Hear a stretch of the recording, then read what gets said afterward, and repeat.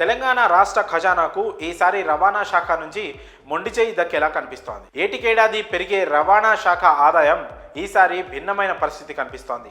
కార్ల రిజిస్ట్రేషన్లు తక్కువగా నమోదవడంతో ట్రాన్స్పోర్ట్ డిపార్ట్మెంట్కు ఆదాయం తగ్గునున్నట్లు సమాచారం.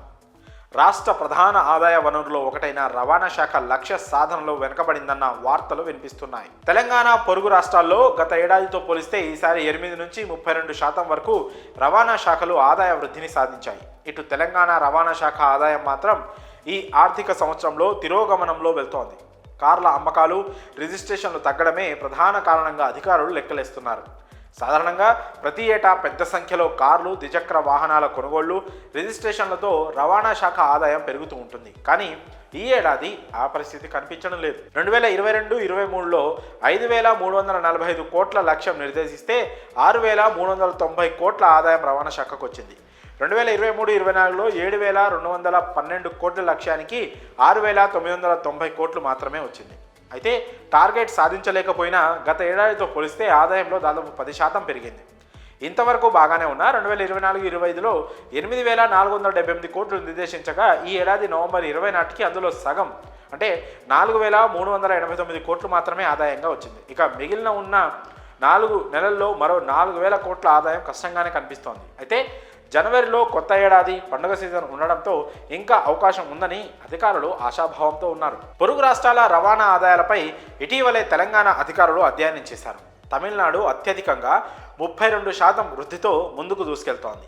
ఈ నేపథ్యంలో తెలంగాణలో లక్ష్యం కన్నా ఆదాయ వృద్ధి మైనస్లో ఉండడానికి కారణాలపై అధికారులు దృష్టి సారించారు. ఇందుకు గల కారణాల్లో కార్ల రిజిస్ట్రేషన్లు గతేడాదితో పోలిస్తే ఈసారి బాగా తగ్గాయి.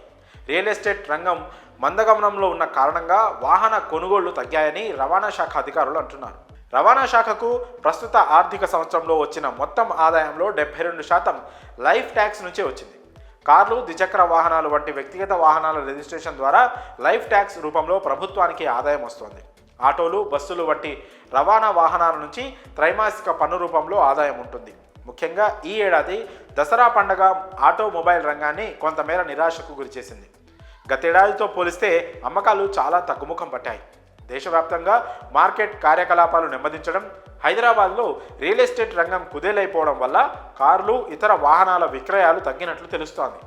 మరోవైపు ద్విచక్ర వాహనాల అమ్మకాలు బాగానే ఉన్నట్లు అంకెల్లో కనిపిస్తున్నప్పటికీ పెద్దగా వ్యత్యాసం అయితే కనిపించడం లేదని ఆటోమొబైల్ వ్యాపారవేత్తలు అంటున్నారు. ఈ లెక్కలు ఎలా ఉన్నా మరో 4 నెలల్లో రవాణా శాఖ టార్గెట్ ఆదాయాన్ని చేరుకోవడంపై మాత్రం అనుమానాలు వ్యక్తమవుతున్నాయి.